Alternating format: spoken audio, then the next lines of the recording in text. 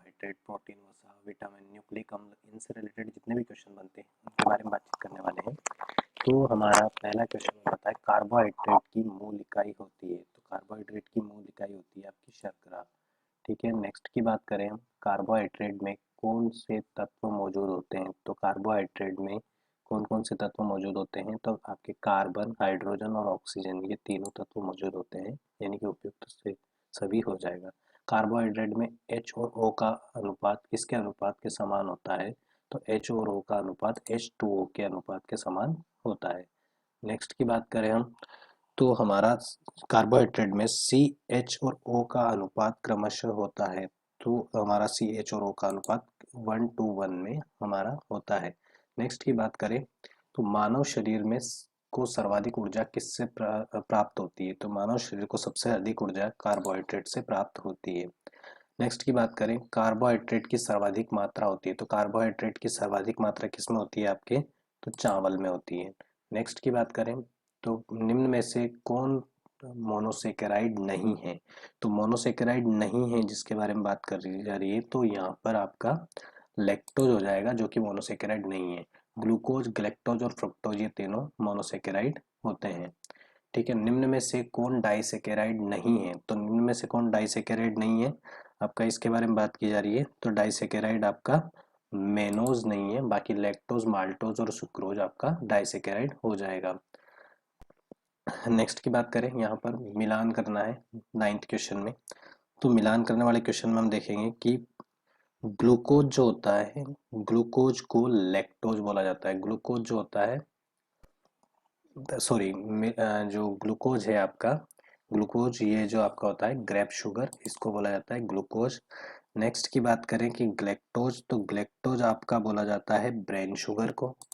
ठीक है, नेक्स्ट की बात करें तो आपका होता है फ्रुक्टोज। तो फ्रुक्टोज जो आपका होता है वो फ्रूट शुगर को कहा जाता है। नेक्स्ट की बात करें सुक्रोज, तो सुक्रोज आपका कैन शुगर या टेबल शुगर को कहा जाता है। माल्टोज, माल्टोज की बात करें तो हमारा मल्ट शुगर जो होता है इसको माल्टोज कहा जाता है। और लैक्टोज की बात करें तो मिल्क शुगर को कहा जाता है। नेक्स्ट क्वेश्चन की बात करते हैं, तो निम्न में से कौन एक पॉलीसेकेराइड का उदाहरण नहीं है। तो पॉलीसेकेराइड का उदाहरण नहीं है, तो मेनोस आपका पॉलीसेकेराइड का उदाहरण नहीं है। ग्लाइकोजन, सेलुलोज और इन्युलिन और स्टार्च और काइटिन, ये सभी आपके आपके पॉलीसेकेराइड के उदाहरण हो जाएंगे। पेड़ पौधों का संचित भोजन किस रूप में होता है। तो पेड़ पौधों का संचित भोजन आपका स्टार्च या मंड के रूप में होता है। नेक्स्ट की बात करें, तो कीटो तथा अन्य ऑर्थोपोडा बाह्य कंकाल बना होता है। कीटो तथा अन्य ऑर्थोपोडा के बाह्य कंकाल काय का बना होता है, तो आपका काइटिन का बना होता है। नेक्स्ट, जीव जंतुओं में संचित भोजन को क्या कहा जाता है। तो जीव जंतुओं में संचित भोजन को ग्लाइकोजन कहा जाता है। नेक्स्ट की बात करें, टेबल शुगर के नाम से किसे जाना जाता है। तो टेबल शुगर के नाम से किसे जाना जाता है, तो आपका सुक्रोज आपका आंसर हो जाएगा। ठीक है, नेक्स्ट की बात करें, प्रकृति में सर्वाधिक पाया जाने वाला पॉलीसेकेराइड कौन सा होता है। तो सर्वाधिक पाया जाने वाला पॉलीसेकेराइड की बात करें तो आपका सेल्यूलोज हो जाता है। ठीक है, नेक्स्ट की बात करें, प्राकृतिक रूप से सबसे मीठी शर्करा कौन सी होती है। तो प्राकृतिक रूप से सबसे मीठी शर्करा की बात करें तो फ्रक्टोज हो जाएगा। नेक्स्ट क्वेश्चन की बात करें, तत्कालिक ऊर्जा के लिए का स्रोत किसे माना जाता है, यानी इंस्टेंट एनर्जी का स्रोत किसे माना जाता है, तो आपका ग्लूकोज को माना जाता है। कोशिका भित्ति बनी होती है, तो कोशिका भित्ति आपकी सेल्यूलोज की बनी होती है। निम्न में से कौन सा एक हेक्सोज शर्करा का उदाहरण नहीं है। तो हेक्सोज शर्करा का उदाहरण आपका डिऑक्सीराइबोज शर्करा नहीं है। ग्लूकोज, फ्रक्टोज और गैलेक्टोज, ये तीनों आपके हेक्सोज शर्करा का उदाहरण है। अतिरिक्त वसा कौन से ऊतकों में जमा होने लगती है। तो अतिरिक्त वसा आपके कौन से ऊतकों में जमा होने लगती है, एडिपोज ऊतकों में जमा होने लगती है। प्रोटीन की मूल इकाई, प्रोटीन की मूल इकाई क्या होती है। तो प्रोटीन की मूल इकाई आपका एमिनो एसिड यानी अमीनो अम्ल हो जाता है। प्रोटीन का नामकरण किसने किया। तो प्रोटीन का नामकरण किसने किया था, प्रोटीन का नामकरण की बात करें तो बर्जिलियस और मोल्डर ने किया था। नेक्स्ट की बात करें, प्रोटीन में CHO जो के अलावा लगभग 16% मात्रा कौन से तत्व की होती है, तो आपके नाइट्रोजन की होती है। प्रोटीन का मुख्य स्रोत क्या माना जाता है। तो प्रोटीन का मुख्य स्रोत सोयाबीन को माना जाता है। किस शैवाल में प्रोटीन की मात्रा सर्वाधिक होती है? तो आपके क्लोरेला शैवाल में प्रोटीन की मात्रा सर्वाधिक होती है। किस शैवाल को अंतरिक्ष यात्री को भोजन कहा जाता है? तो अंतरिक्ष यात्री को भोजन क्लोरेला को कहा जाता है। नेक्स्ट की बात करें, प्रोटीन संगठन में कुल कितने अमीनो अम्ल सक्रिय रूप से भूमिका निभाते हैं? तो प्रोटीन अमीनो अम्ल में कुल कितने जो आपके अमीनो अम्ल होते हैं सक्रिय भूमिका निभाते हैं? तो ये आपके 20 हो जाएंगे। प्रोटीन अमीनो अम्ल आवश्यक अमीनो अम्लों की संख्या कितनी होती है? तो आपके 10 अमीनो अम्ल आवश्यक हो जाएंगे और 10 ही आपके अनावश्यक हो जाएंगे। प्रोटीन संश्लेषण के स्थल को क्या कहा जाता है? तो प्रोटीन संश्लेषण के स्थल को आपका राइबोसोम कहा जाता है। प्रोटीन की कमी से होने वाला रोग कौन सा है? तो प्रोटीन की कमी से होने वाला रोग आपका क्वार्शियोरकोर हो जाएगा। एंजाइम काई के बने होते हैं? तो एंजाइम आपके प्रोटीन के बने होते हैं।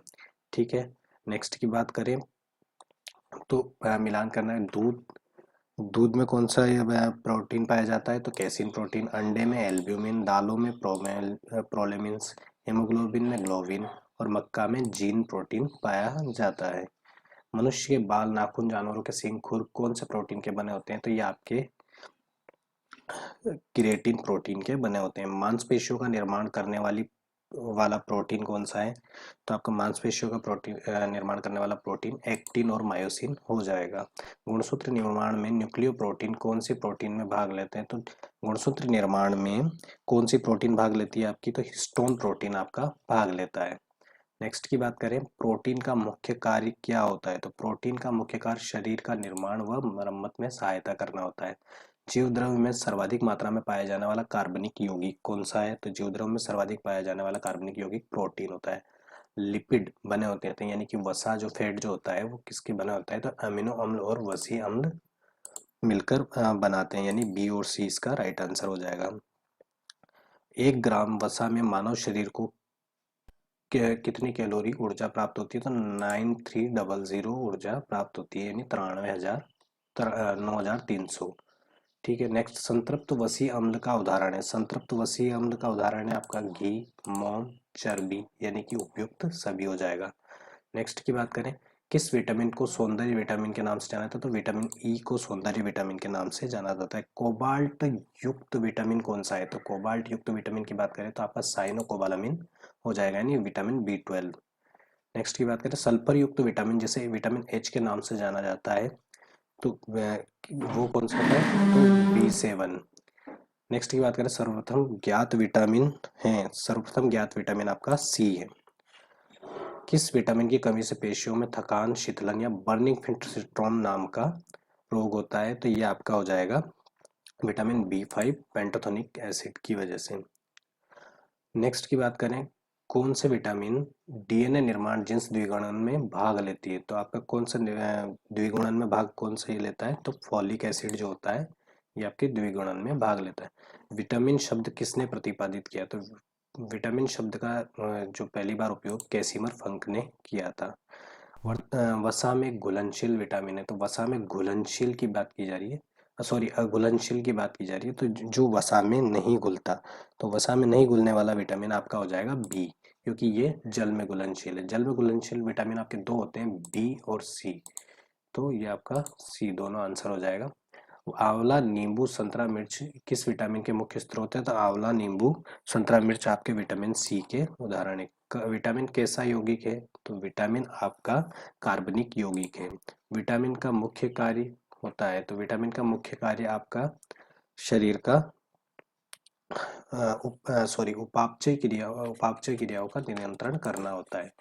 नेक्स्ट की बात करें, विटामिन को प्रतिसंक्रमण विटामिन कहा जाता है। किस विटामिन को एंटी इन्फेक्शन विटामिन कहा जाता है? तो आपका विटामिन ए को एंटी इन्फेक्शन विटामिन कहा जाता है। किस विटामिन का निर्माण लीवर या यकृत में होता है? तो विटामिन ए का निर्माण लीवर या यकृत में होता है। विटामिन ए की कमी से होने वाला रोग है, तो रतौंधी, जीरोप्थेल्मिया और किरेटोमलेशिया, ये तीनों रोग आपके विटामिन ए की कमी से होते हैं। नेक्स्ट की बात करें, विटामिन ए का स्रोत है, तो विटामिन ए का जो स्रोत है आपका गाजर हो जाएगा, कॉलीफ्लावर ऑयल हो जाएगा, हेलिबट फिश ऑयल हो जाएगा, यानी कि ये सभी आपके विटामिन ए के स्रोत हो जाएंगे। निम्न में से कौन से विटामिन हार्मोन की तरह कार्य करती है? तो निम्न में से कौन से विटामिन हार्मोन की तरह कार्य करती है? तो विटामिन डी हार्मोन की तरह कार्य करती है। विटामिन डी की कमी से वयस्क व्यक्ति में होने वाला रोग है, तो विटामिन डी की कमी से वयस्क व्यक्ति में ऑस्टियोमलेशिया नामक रोग हो जाता है।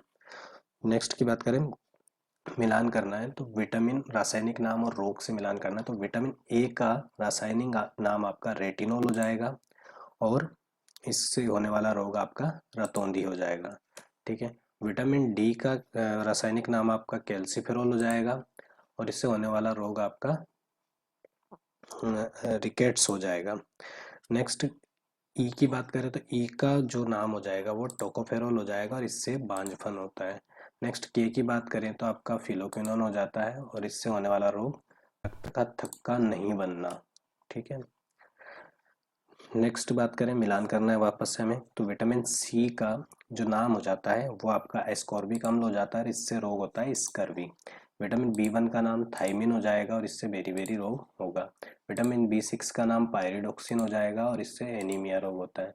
विटामिन बी ट्वेल्व का नाम साइनोकोबालामिन हो जाएगा जो कि रक्ताल्पता तक होता रोग इससे होता है। नेक्स्ट हम बात करेंगे, अगला जो चैप्टर हमारा होने वाला है श्वसन तंत्र, रेस्पिरेटरी सिस्टम, इसके बारे में हम नेक्स्ट वीडियो में बात करेंगे। Thank you.